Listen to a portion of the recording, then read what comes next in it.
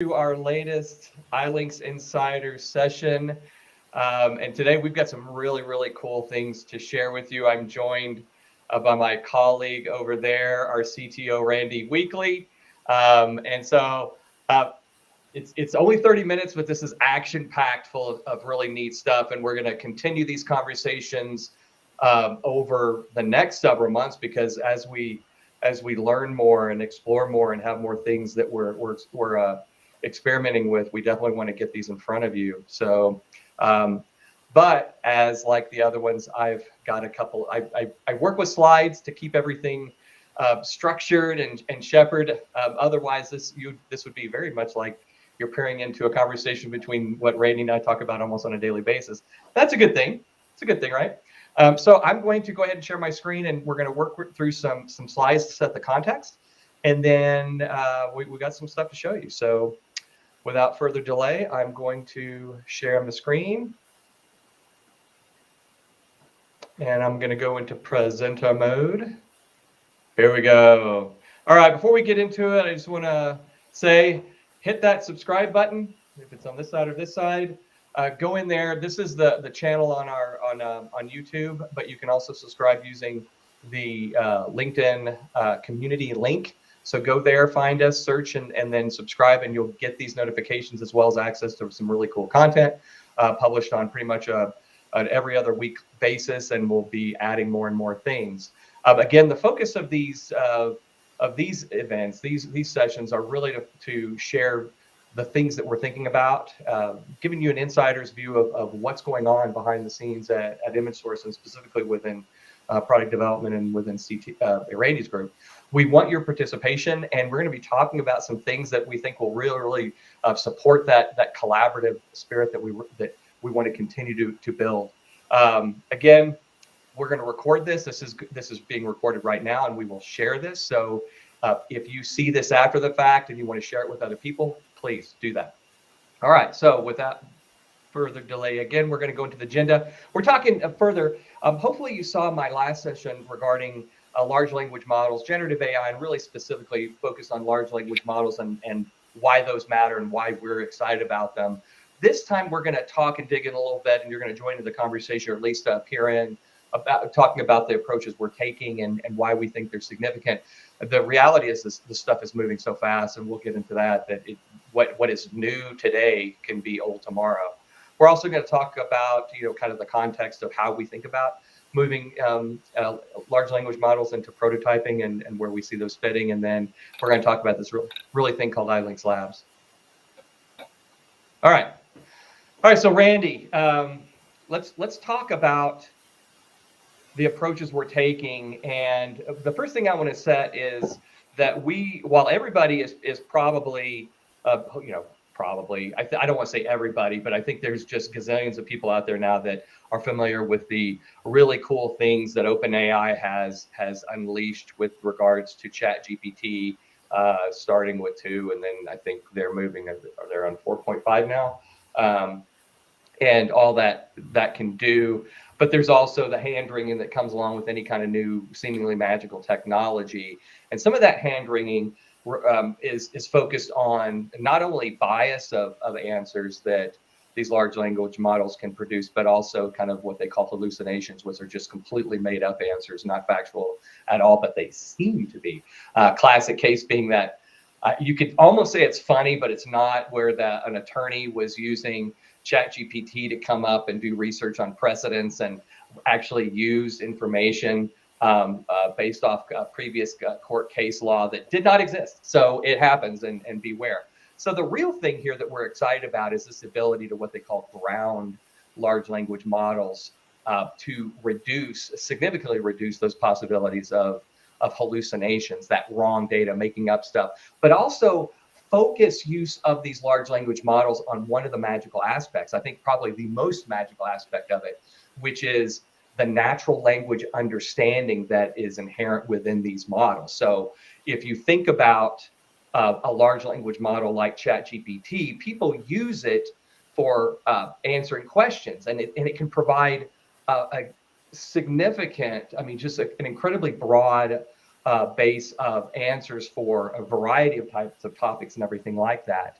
But underneath that and enabling that is the ability to understand in human speak a question and then deliver an answer just as intelligently, like somebody's behind the screen typing these answers out. So when we look at focusing the natural language understanding, that Q&A type of response, but then add in and constrain the answers to information, specific corpuses of information, we can do some really, really cool things and very reliable things. So this is not just ChatGPT. So what you see on the left here is what is called a retrieval augmented generation pipeline, so to speak. So it starts with, the whole concept is rather than wanting to provide a large language model and use it to answer any type of question, you want to constrain the answers to specific domain areas, maybe technical support, or maybe information about eligibility for state or government benefits. Those types of things that I think that we all would love to raise the bar on from the current state of those chatbots that just send you into some sort of hellscape of links and confusing information. So it starts with your data. That's the unstructured data here. It can be, typically when we're talking about large language models, we're focusing on text, but we can take speech and convert that to text. We will do a form of extracting that information and transforming it and then loading it. So the transformation piece is really, really where kind of well, actually, I was going to say the big work, because the heavy work is also finding and curating your data, but tokenizing it, basically breaking it up into the type of data that a large language model can consume or ingest, and then use that as a basis for answering questions. So we're applying NLP toolkits. That's what this thing is right here, natural language toolkit. So all of these are different ways of breaking out text into what are called parts of speech, grammatical elements and things, and then we'll put them into something called a vector database. So large language models work on probabilistic or sort of probabilistic means, and by virtue, they like data to be constructed to where things are in vectors being kind of arrows going out having distance. And these are examples of kind of vector databases and things like that. So there's a lot of work here to be done to wrangle a large language model and get it into a condition to where you can reliably use it, not just internally, but with the goal of using it externally to support your constituents and customers. Randy, I said a lot there. Anything you want to lean in on or say on this side of things? No, let's go to the next section, because I think that's where the rubber hits the road. Yeah. So and I figured that this is where you want to talk about stuff. And so this is really what this looks like in practice. So unlike a normal ChatGPT session where you are entering in text prompts, questions, and receiving answers, and that basically just goes straight to the large language model. It analyzes your question and presents an answer. It's going a different route, and it's using the question, and then the question is being turned into a query that is added, where we add context, and that context is specifically using information, this information that we've ingested and processed and put into a vector database. And it's a way to constrain the potential world of answers into a very concise set of answers. And then the large language model will then take that high context question or prompt and return an answer. And so it's using this in-house information that is populated in that vector index. And so that's what I was talking about here. And we've got it's a little bit more meandering type of path, but the idea, the whole focus or purpose is to make these large language models very, very reliable and focused on answering questions that you want to answer. So I'm going to stop there. Randy, I know you've got some things to say about this side of the house. Yeah, so this is super exciting for us. Like Greg said, there's you've got ChatGPT, and there's a bunch of them out there. Those large language models. So the way I kind of think of it is, some the large language model like ChatGPT. That's the universe. So I can ask questions, general questions about the universe, and if it knows about information about a particular planet or galaxy, I can ask that information and get reliable information. But what we want to do is not just allow you to look at that universe that it's been trained on, but we want to allow you to interact maybe at a planet level, the ILINX planet level, and maybe I've got HR, all of my HR documents in an ILINX application, and that's one planet, my HR planet. And I've got another one that's finance and accounting, and another one that is all my product help documentation, and maybe even customer support tickets. Each one of those representing maybe a planet. So I'm now drilling down into my context a little further. It's still pretty big, but then we take it even one level deeper, where I'm standing on my IT support planet, and I pick up a rock, and I want to know information about this specific rock. And so if I'm talking to that universal LLM, it may make something up, trying to please me. But it's not been trained on that one little rock that I just picked up and asked about. So that's what we're going to do. We're going to allow you to interact at that huge universal LLM level. We're also going to allow you to create these vector databases like Greg discussed around your ILINX content, or potentially even other content. And then even down to the very bottom level, we'll show you some examples today where we've picked up that one document, and that's all we're interested in, that one document. And we're finding very, very practical use cases where generative AI far exceeds the traditional type of extraction and document understanding that we've seen in the past. So we're super excited about this. Yeah, and to give everyone an idea of just the pace of this, I think retrieval augmented generation was, I think the Google research and some other organizations were working on this, for maybe about a year, and it started to come out. And Randy, you were just saying yesterday, now there's this the ability, I think, is it Google's Gemini that can hold context in memory? How big was that? A million tokens. Yeah. So that's huge. I think GPT 3.5 goes up to maybe 32K. So a million tokens. Now that in memory information that you can give it to think about and digest and answer on is pretty huge. Yeah, yeah, and I think you were saying that people are saying, is retrieval augmented generation dead now that you've got this context, this ability to have real-time context that size? And my take is, I think that's great. You're still going to need to do something to curate that information, and if that information is always changing, having that kind of pipeline in place, whether it's real-time pipeline where it can fetch it during the query, or if it's using this type of thing, I think is probably the path. It's most likely the path to that reliability.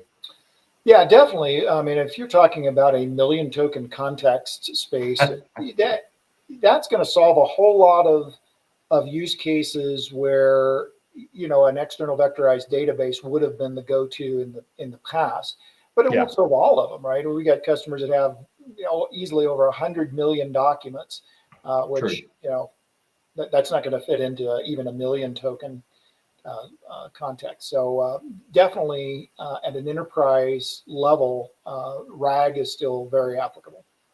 Yeah. So let's talk about some examples of applications, or kind of the two buckets that we think of. And the first one is content understanding, and the other one is content generation. So this is how image source is really starting to ground, if you will, to borrow that phrase, generative AI and specifically large language models into actual practical use. So content understanding is really about it's just the facts, extracting facts from hard to process documents, whether those are very complex tabular based data. My two favorite ones that were always just out of reach, but in demand or would be, are explanation of benefits and high school and college transcripts. That's an example, but can also extend to contracts and things. So trying to get that type of information. And then the generative side of things is really taking information, and it could be, again, in hard to process documents or any type of text. It can be in speech that's converted to text, or just our summarization of facts, and then taking that and developing new insights. So it's generating new information based off that factual information it's able to glean. And these aren't two mutually exclusive boxes here. We see processes that can make use of both of these. And in a lot of cases, you can serialize them where you've got the content understanding piece of it, and then you've got another set of prompts that go into the content generation piece or the insight generation. So they're very, very, very complementary, right, Randy? Oh yeah, absolutely. And we'll in just a minute we're going to show you some examples of how we've married those two kinds of concepts together to create a really nice solution. Yeah, you want to do that now? Yeah, sure. Yeah, let's do that. Let's dig it. Let's do it. So I just stopped sharing my screen. It's all yours. All right. Okay. Let's see. Can you see that? There we go. Oh, I can see. Screenception here. Sorry about that. Entered the matrix. Right. All right. So what I'm going to show you is a proof of concept we're working on right now. So these capabilities are fantastic, not only in your runtime, day-to-day transactional type of processing for document understanding and extraction, but what we found is they are tremendously valuable in setting up those types of solutions. So in an upcoming release, probably won't look anything like what you're going to see right here, but this is conceptually what we're going to attempt to deliver here. And this is an AI-based project setup wizard. So there'll be some interface here where I'm prompted to go collect a document. So I've got this document. This is a real document. This was a use case Greg, I think, was working on. Now this is all genned up here with fake data, but this is a real hospital court document. And we've taken that document and we've sent it up, and we're using multiple different types of AI to gain understanding of what this document is, and then even drilling down to the next layer where we're pulling out key value pairs. This is kind of structured, semi-structured, leans maybe a little bit more towards semi-structured. But at the very top here of our wizard, you see we've come up with a solution name and a document name, and we're just asking the system in a few words, what is this document? So it came back with an order for hospitalization. That's pretty correct. I could change that, of course, if I wanted to. So that's the document, and then we've just appended to processing. That's our workflow that's going to handle these types of documents. And as I click down through these elements, we see where they're coming from out of this document. Now, this top one, the district, maybe I'm not interested in that. I definitely want the case number. I want the respondent, date of birth, the doctor, petitioner. It does great at pulling out check boxes as well. So allegations in the petition, respondent being detained, et cetera, et cetera. So you can see it pulled pretty much all of the form values out very easily. I didn't have to do anything. There's no training whatsoever required to do this. So let's just clean this up. Let's say we don't need some of this stuff. Down here, we've got, likely to cause serious harm. So this is that level where we're pulling out kind of the field data, the key value pairs, and I can rename these fields to whatever I want. So that is one form of AI that we're using to help you not only extract this information as you're processing these types of documents, but also I'm here setting up this solution. So I'm going to add another one, and I'm interested in some information down here that didn't come out of those key value pair analysis. So one of the things I'm interested in medication to see if there was anything administered to this patient. So I'm going to ask for that. And the other thing is I see this large section of text here. That's actually not super large, but let's just say in my workflow, I only want 300 characters for that field. So I can fine tune over here, and I'm going to say I want to use a generative prompt. Let me slide this over. And I'm going to say I want you to summarize the finding section, and I'm only interested in that one dot section. In what I say, 300 characters or less. I'll hit the test button here, and Bruce Banner, believed to be mentally ill, suffering from acute stress response. So what we've what we've done here is we're using generative AI to take information from this document, identify the findings area, and then go create a meaningful summarization of those findings. So I like that. So I can, at any time, I can hit the test button, and we're going to just basically rerun through our logic to make sure everything looks good. And I see medication. It pulled out the Fanapt that was administered to the patient, and we see that we see our findings there. So in just a few seconds, not only can I set up these projects, but I can see what comes out of my documents using very reliable key value pair extractions, and I can start going deeper with generative AI, asking for individual fields. Of course, I could call it whatever I wanted there, and even summarization. I could even ask it to give me a sentiment analysis for this document, or if there is a particular field that has been filled out, I could ask them for a sentiment analysis on that particular field. So really making it easy to create the projects and then be able to process these documents in real time. So at this point, I would hit the generate solution. I would already probably be logged into my ILINX backend. And then it's going to ask me for a capture batch profile template. And it's going to take all of this information that we've done here with this document name, and it's going to inject it into that profile that you've maybe created and exported out of your ILINX capture workflow system, and fix it all up. And it's going to take this configuration that you've done here and push it into the ILINX AI backend configuration.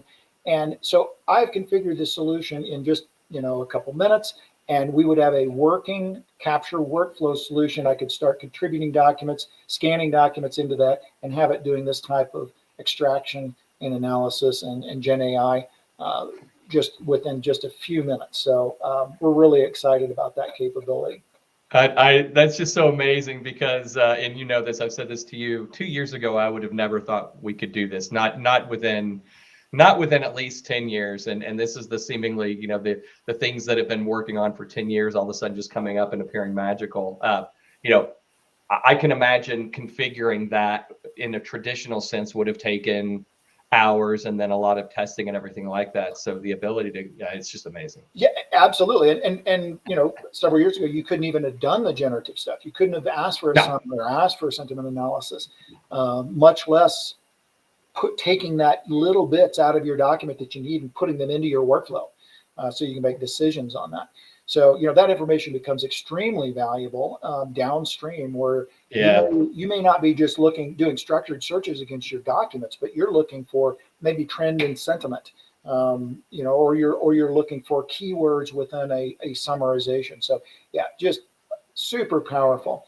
And Greg, you mentioned, one of the challenges in our intelligent document capture industry for a long time has been higher education transcripts, and whether it's high school or community college or four-year university, the formats are wildly different. They're even harder than invoices, in my opinion.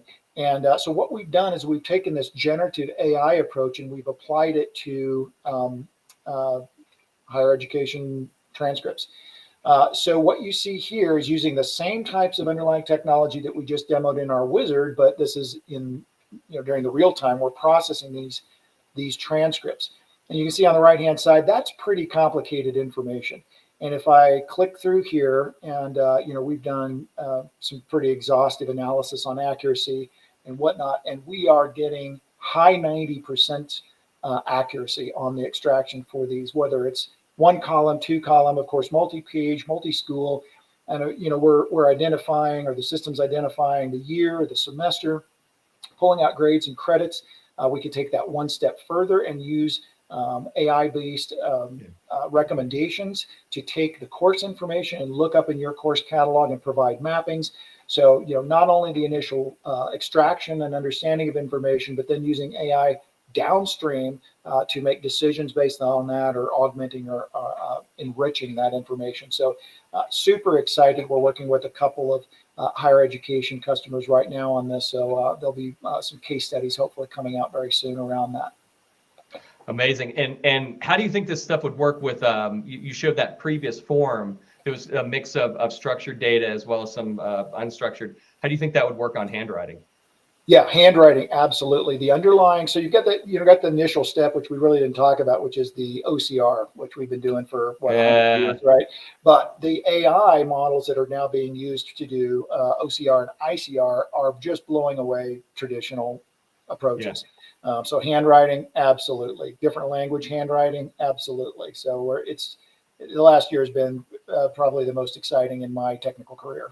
Yeah, it's scary exciting. So speaking of exciting, we're going to leave you with some pretty cool stuff for you to go check out yourself. So I'm going to go ahead and share my screen, and then, all right, so let's talk about ILINX Labs, and we want to show you some stuff really quickly. Setting the context. This is available right now in your Engage-based support experience. So if you have not requested, let's say, I think the typical stream is going and contacting support and asking for your download access. We have a new download center. You're going to be given an ID and password. You can log in, you can download your software there, but you can do other things too. You can submit support tickets, and you have access to what is called ILINX Labs. And ILINX Labs is our place where we're starting to populate the things that we're thinking about, the things that we're building, allowing you to kind of dip in and see what's going on without having to download software. So we're we're doubling down on our use of Engage, ILINX Engage. And so these are some of the concepts that we currently have on there. And I'm going to stop sharing because I know Randy, you can show them and just give them a pretty quick walkthrough, right? Yeah, you bet. We'll go through this super quick. Yeah.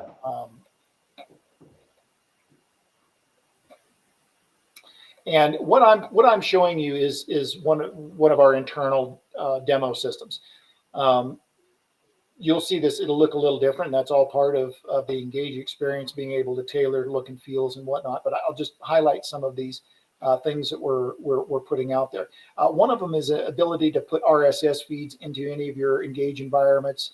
So these, we've got Hacker News and MIT News, and of course I can click on more, and we'll open up all the history of those feeds. So that's just a nice way to bring in external information into the Engage environment. So I wanted to show you a generative solution that we're working on here. And these are just, like Greg said, these are kind of beta things that we want to get your feedback on. Actually, before I show you, you'll be able to click on here, and we have a feedback capability that we've added. So please share with us, what you're seeing and what you're hearing. These are examples that you won't see these options in the real one, but and give us some feedback. Let us know, hey, this is close, but if it did this, that would be super helpful, and here's why and how I would use it. Real quick, this is a generative AI capability, so not a lot of secret sauce here. What we're doing, though, is allowing people to create these templates for prompts. You've probably heard the term prompt engineering. It's, in a way, it's a black art. It requires a lot of time to tune and tweak, and in some cases, as a manager, if you're using Gen AI, that's cool. But if you're creating emails that are going out from my company, you need to include these three things. And so I can do those types of things by creating a prompt, and our system turns these little merge tags into a user interface. So I'm going to say Sally White is who I'm going to reach out to. And yeah, I'm interested in ILINX workflow and AI, and she works at Acme Hammers. And I can hit the submit. Now, what it's going to do is going to take that information, put it into that prompt that was defined, along with my information. You see my phone number and my email and things like that have already been put into here. But you also see things that prompt was designed to do, which was enforce the sense that I want to be respectful of your time, but I also really want 15 minutes on your calendar next week if you've got it. So it's just a concept of being able to allow people access to Gen AI capabilities, but kind of put some guardrails around that, if you will, or provide some really helpful prompts that you've spent hours tuning and tweaking, and you want to share that with your team. The next I want to show you really quickly is this concept we talked about semantic searching. So I uploaded 8 years of support ticket information. I think it was about 10,000 records, maybe it's 8,000 records. So I'll just give you just a quick glimpse of what that would look like. So that's gone out and it's looked for critical issue. And here it's not looking, of course, for the term critical issue. What it's looking for is the semantic understanding of a critical issue. So my system is down. If we scroll down through here, we see, system down and things like that. So really powerful ways to create a new type of searching environment. One of the things we're going to do is we're going to put all of our product help into a recommendation or semantic search front end like this. So you'll be able to go in and do semantic searching on our documents, and then there'll be a link, and I can click and open up the document. So that's really exciting. Let's see. One of the other things we talked about was case management. Let's see. And I apologize. I think we'll have to show that another time, Greg. Let's tab that to show another time, because those are pretty cool too. But I think it will still be available on the labs thing, right? Yeah, it will. Yeah. I just we've done some testing, and I think that layout was removed. Oh, one quick thing. When you go into your Engage experience for your company's tenant, we call them, you hit the little waffle icon up here, and it'll show you all of the layouts that you have access to. So when I click around on these things, it's just presenting me different tools. One of those very soon, I'll sneak this in here real quick, Greg, is a forum concept. So we're going to start introducing this into your environment, where you'll be able to ask questions. We'll get responses, upload code recipes and examples and things like that. So that'll be coming up soon. That's amazing. I love it. And yeah, so go check it out. If you don't have access yet, go to the support group get access. Feel free to reach out to me or Randy, and let's get talking. Let's collaborate. One of the thing I wanted to leave us with, and I know we're just a little bit over time, but hey, cool, is that contextual search. To me, there's a lot of talk about kind of rethinking how content is managed, the document management and content management world. And it's always kind of suffered from this need to organize things in a very, very pristine way and have a lot of coordination and management. And the contextual search, or this kind of modern approach to being able to catch things as they go in and add information, but also that contextual search bit, to me, sheds a new way of managing content in process, however so it's pretty exciting. And to kind of dovetail on that, so we've had full text searching for a long time, but full text doesn't come close to semantic searching. I mean, it does some stemming and some near and nots and things like that, but compared to true semantic searching, where it understands the context of what you're asking, it just blows it away. Yeah, so we're gonna have more to show as we go through the year, because this stuff is just going to evolve. And once again, Randy, thank you for joining us. Thank you for spending your time with us, and we'd like to see you online on the support experience, and reach out to us if you have questions. We'd love to hear from you. All right, thanks a lot. Thanks, everybody.